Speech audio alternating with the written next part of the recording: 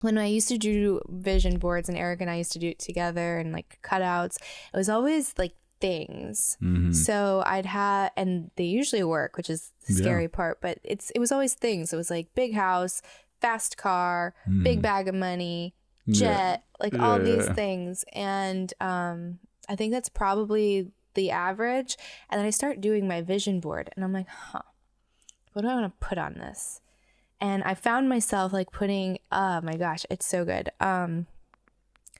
Like emotions, like moments. Like if you were to like capture moments of someone's life, I'm getting emotional again. Like kids, kids turn her into it. Kids tumbling in the grass, and like an old couple walking down the street, and I'm like, that's what I want. Yeah, 100%. Like I have everything else. You know what I mean? Like I have, it's a different version. I have a car. Like what, you want a nicer car? I have a great house. Like you want a bigger house? Like what is that going to do? And when I was looking at this stuff, I'm like, I just knew like that's not what I want. And then when I listened, it's like all of these, you know, everyday moments, like cooking when kids are throwing dough in the air, like that kind of stuff.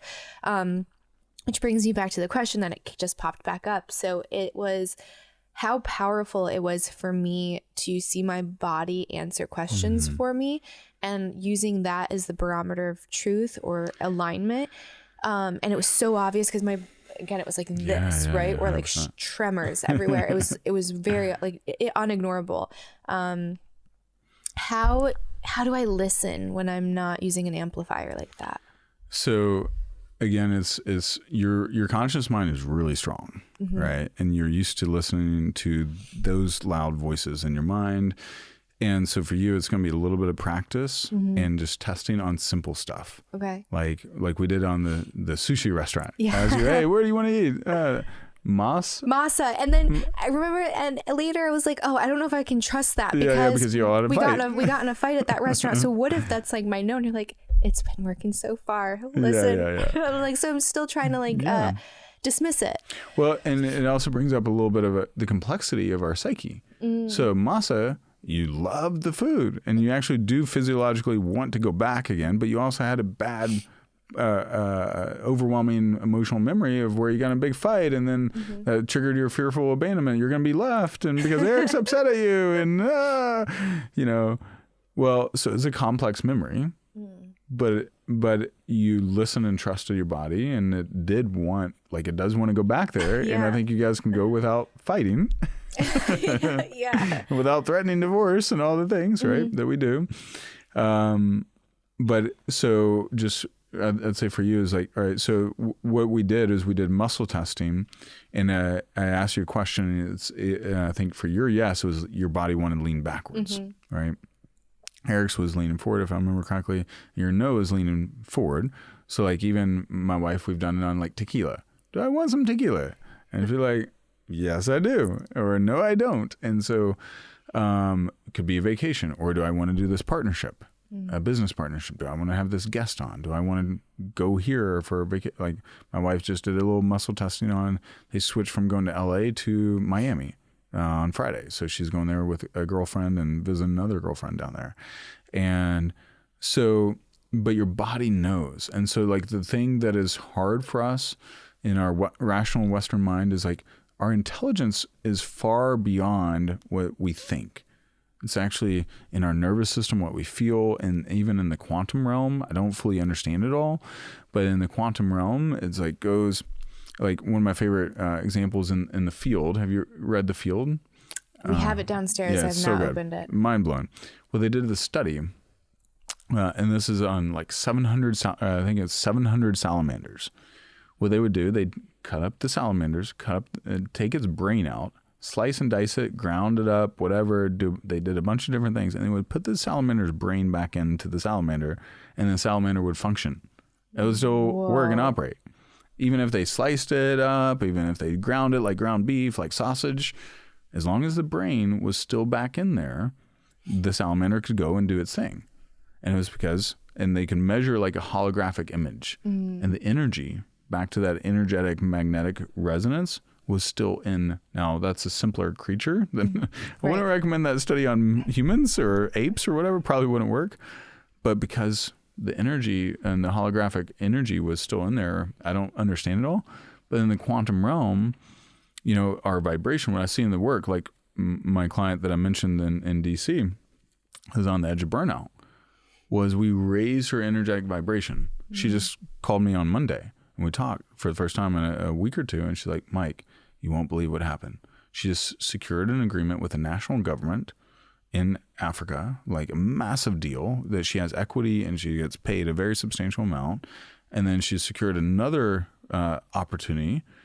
Like her career is just blown up in 45 days. Wow. But it was because she was in a vibration of suffering, and then we raised her vibration up to joy. And what if like you had some suffering in your body? Eric had some suffering and some fear.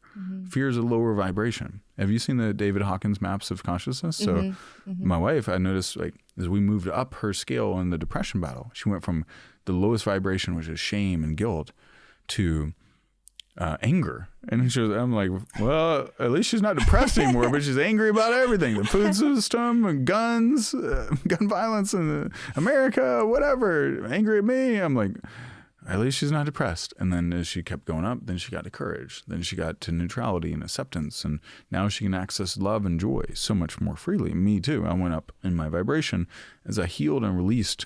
I like to describe it as like we're dropping off bags of bricks. Like last night, you dropped off some emotional bags of bricks that you've been carrying. Eric dropped off some. Now you're going to feel so much lighter. Doesn't mean we got to everything we needed to. There's more. But like I feel light as a feather now. So how do you know if you or a client would need, like, when they're, I guess, is there a complete or complete enough? Yeah, complete enough. I would say we're I had a client, Lisa. She gave me a testimonial video as well about it. She almost died in pregnancy.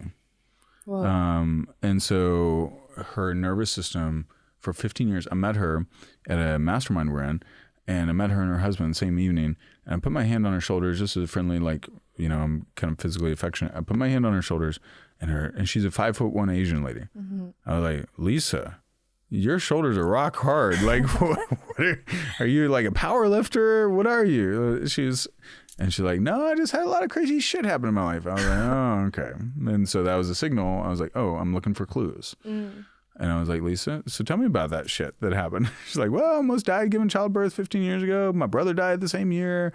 JM and I got separated for a while during that year. And she just felt so alone, so scared, so abandoned. Her nervous system got rigid and got frozen and been locked on.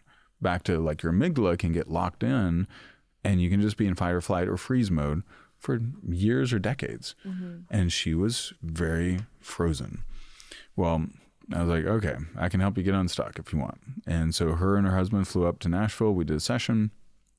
Literally, by the end of the session, she starts jumping around the room. I feel like a boiled carrot. I'm so loose and flexible. And I was like, yes, you are.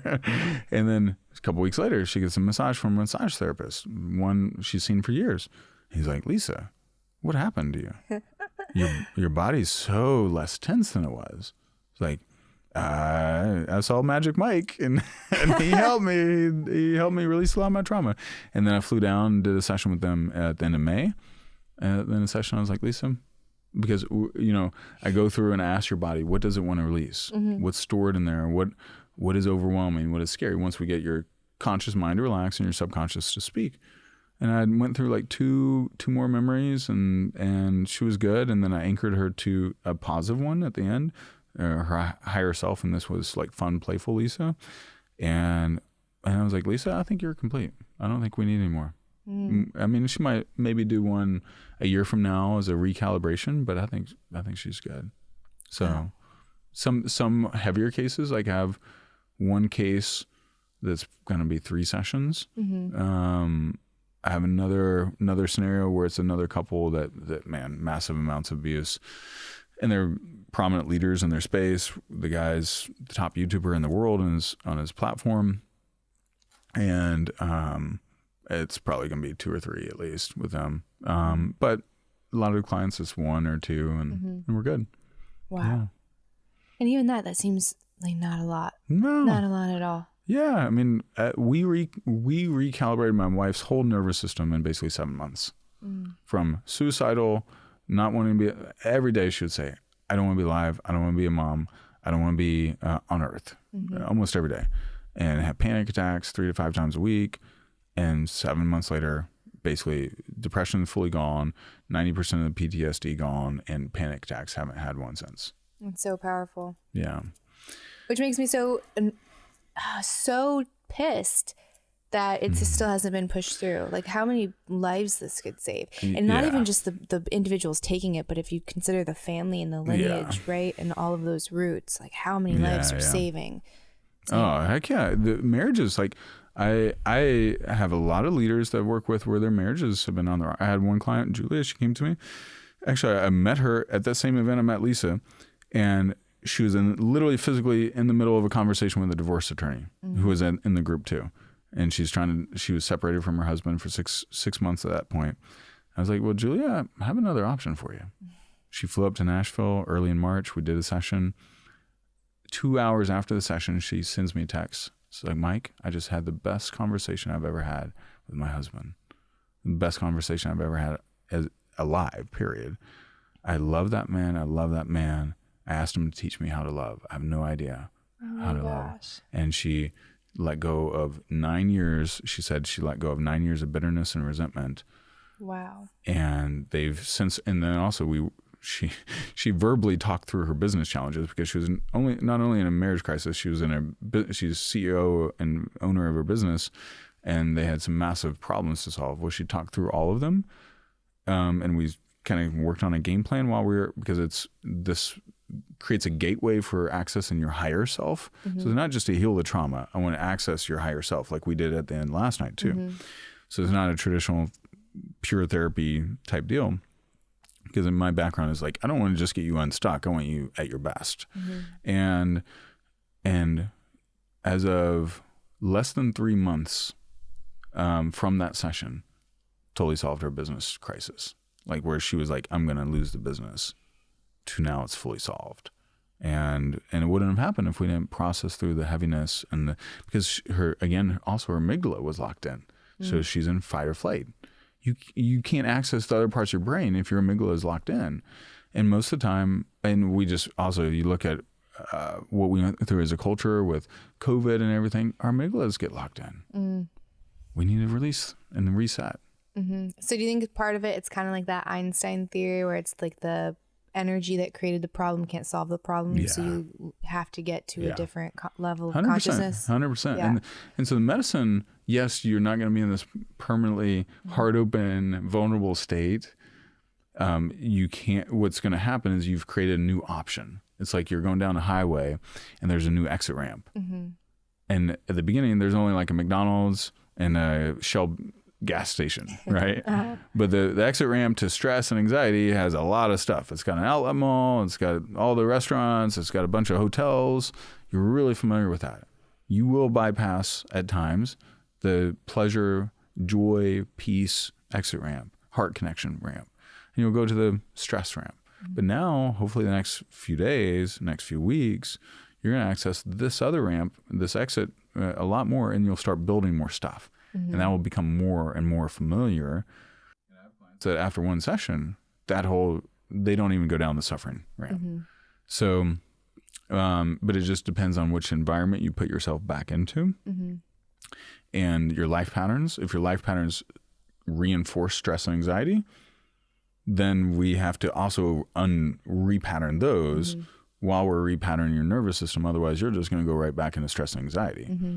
So, if that makes sense. No, it does. I think that's why this morning I was trying to be so intentional to the point where I was like, maybe I'm just going to get ready in silence because I know, and again, because of my reaction last night, that there's like I'm behaving in a way or setting my life up in such a way that is exhausting me. And I 100%. Need to figure out how to get rid of all of that noise so that I can use these benefits for the long term. Yeah. And your body, it's remarkable what the body intelligence, it wants to lead you to healing, like your Graves' disease and thyroid, the emotional elements.